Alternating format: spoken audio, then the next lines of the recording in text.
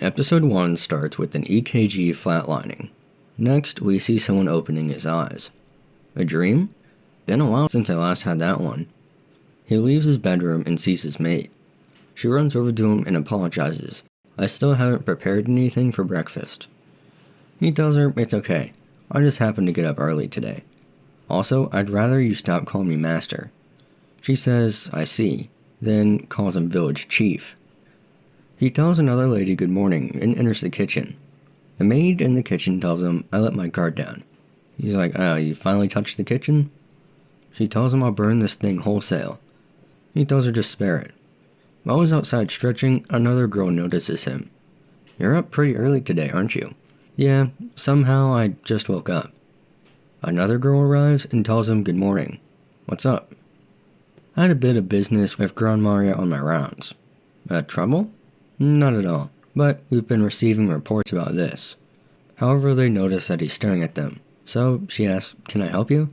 Huh? Well, you see, I had this dream again last night after a while. Dream? Or maybe a memory from my past, I think.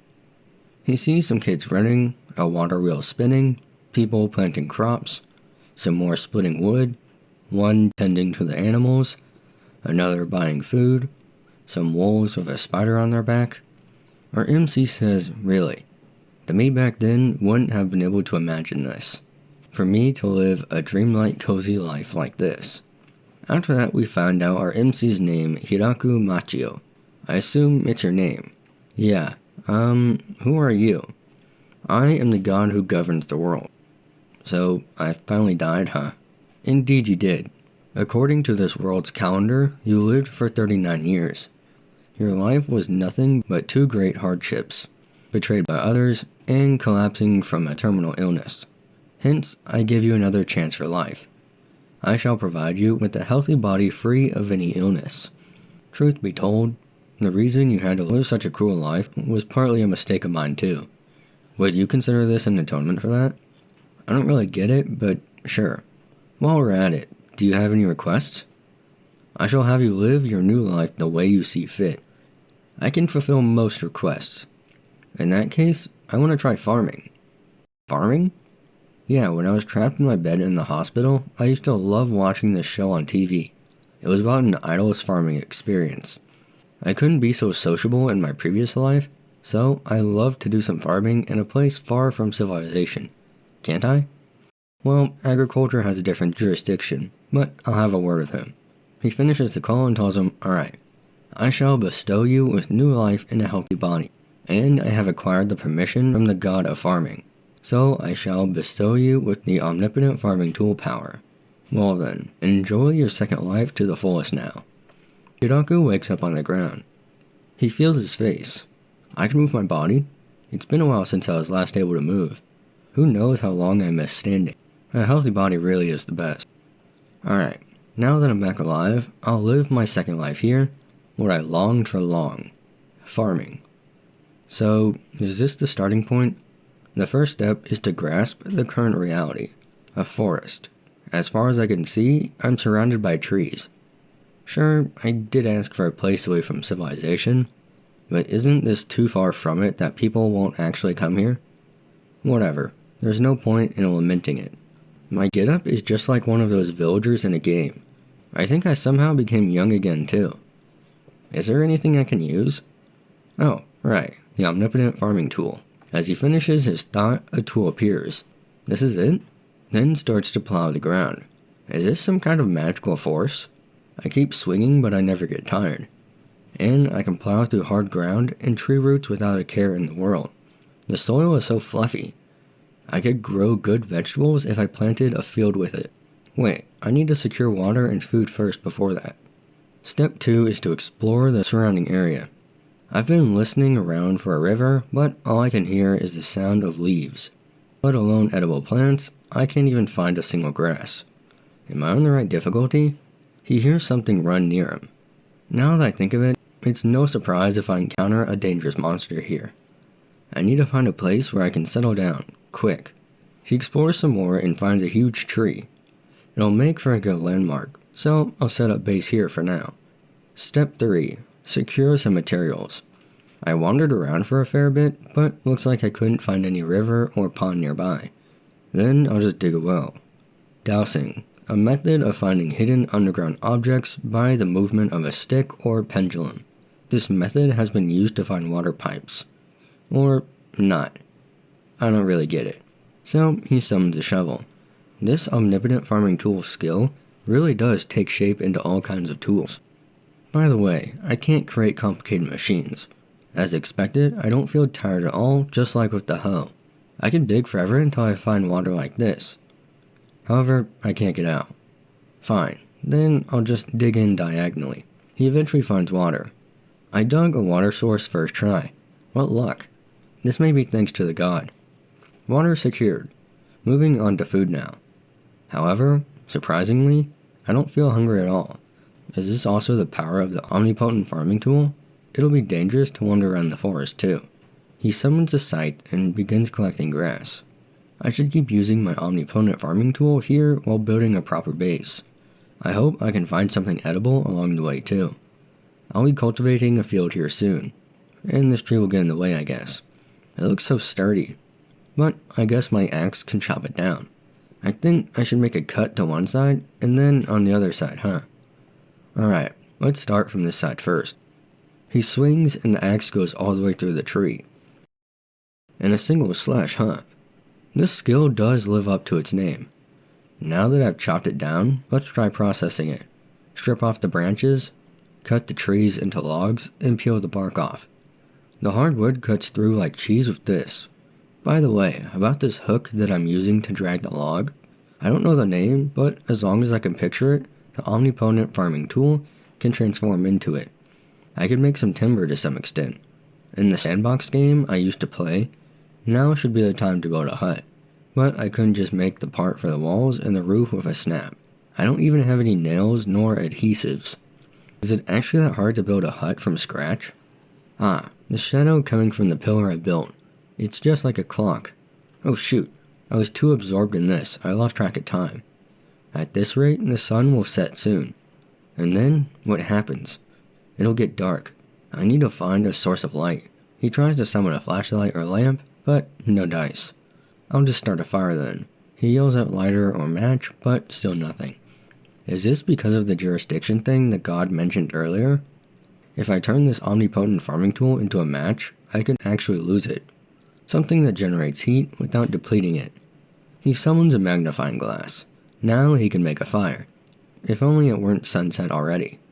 I hastily dug a hole in the tree as a temporary shelter. I also thought of digging in the ground, but I could be buried alive, so I decided not to. This chisel is also shaped from the omnipotent farming tool, but I guess in order to build a hut and its furniture, trial and error is needed. I thought I'd be doomed when it got dark, but I still surprisingly could see well at night. Must be because the god gave me a healthy body, so I got great eyesight. Or maybe it's because of the 2 moons above. I really did come to another world, huh? While I was processing the timber through trial and error, the sun came. Well, the water's good enough for now. Oh, right, before I forget. Fire secured as well. I continued clearing the area for the field. Though I don't feel tired or hungry when chopping down a lot of trees with this tool, I still use my energy between each work. Many a little makes a mickle. In other words, I'm getting hungry now. So, maybe I'll change my policy and go looking for food, even if I have to travel a long way. However, he notices a beast charge at him, so he smacks it with his hoe. What an unfortunate accident. Well, it is what it is. It looks so scary with those fangs, and I hit the thing with the scythe from the tool to the neck. I plowed the giant rabbit's head, and it became one with the fluffy soil. I dissected the remaining body with the knife shaped by the tool. I'll just accept this meat as my food gratefully. Grilled rabbit, it tastes like Mother Nature. It also reeks of blood, but I should be grateful that it's at least edible. Whatever comes in will come out later. I made a toilet next for that purpose. The seat is made from a round log, and there's a hole in it. I can do my business in peace now. Or not. I tried to use the building techniques I thought about without sleeping. It looks grander than my sleeping block, but in a civilized lifestyle, a pleasant toilet is irreplaceable. I made a lot of detours, but I'm finally plowing me a field. What should I grow here to make a living? Something that can be well preserved. Potatoes? Onions? Tomato and cucumbers sound nice too. I know it deep down, even with all these fields, I don't have the seeds to fill them, nor the seedlings. I guess I'll just have to find something in the forest after all. After eating a rabbit and taking a rest, I was left awestruck with amazement the next morning. Do plants in this world grow without seeds? Or is it thanks to the omnipotent farming tool? There are sprouts in every row, but they're all in different states of development. I don't know what's what, but it doesn't matter. I'll protect these fields from the giant rabbits and other monsters I haven't encountered yet. I'll first build a fence around the area. Next, I'll dig a trench outside the fence. I still have my worries, but it's better than nothing. In a few days, both the fence and the trench are complete. In the meantime, I made do with food by taking down the rabbits that tried to attack me again. The sprouts are growing bigger each day with the watering pot shaped by the tool. It seems to hasten their growth more than just simply planting them. I still don't know what they are, but I hope there's something edible. Another few days later, after much struggle, I finally managed to build a hut, a so-called log cabin, dug and stacked in a wooden trench. I couldn't bring the timber higher halfway, so I dug the ground inside down to gain height. And just when my life has started to take off, dogs? They don't seem to want to attack me, so he puts down a bridge and feeds them. I just happened to take down a boar and didn't know what to do with the meat. It was trying to climb over the fence, so I had to take it down. They say dogs are allies of farmers, so I'll be happy if they stick around. Wait a second. Is she going into birth? Right here? What should I do? For now, I took them to the log cabin since it'll be safer. How long does it take for a delivery? Does she need water? It's cold after sunset, so I shall light a bonfire. But then it'll smoke. I'll just place it by the entrance.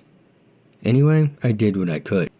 I thought it'd be bad for a human to stay nearby, so I retreated here. He wakes up the next day and goes to check on the dogs and sees that the litter is born. Then offers them the best part of the boar to celebrate her delivery. I thought they'd be going somewhere after they were done here, but it looks like they're enjoying it here. I feel bad if I have to kick them out of the hut when they've already settled in, so I built another. I'd like to think that this is an improvement compared to my last. When the pups start running around, the crops are properly ready to harvest now. If left alone, they would have become bushes. It's hard to harvest it, and the fruit is small too. But it's a proper tomato. I'm getting busy with the harvest. I need to make a storage hut for these as well. And also furniture and tools. I still have a lot of things to do, but, well, I'll do my best. Slowly and peacefully. After the credits, we hear some guy asking, "Going through the mountains?" You don't want to say that unless you're drunk, miss. Have you ever heard of the Forest of Death? Beyond the mountains is that very infamous forest. It's full of dangerous monsters. She says, all the more reason then. Then the episode ends. Some personal thoughts. I really like this show so far. I hope it keeps up this quality for the rest of the season. One of my problems with farm-related skills is that it barely had anything to do with farming, but this one seems like it'll be focusing more on the farming aspect. I enjoy animes where you see things develop, like Reincarnated as a slime, seeing the progression of the town. There's something really satisfying about it. I also like that we'll be meeting another character right away. The art style is good as well. I'm looking forward to next week and how the show will progress, but that's about it. So yeah.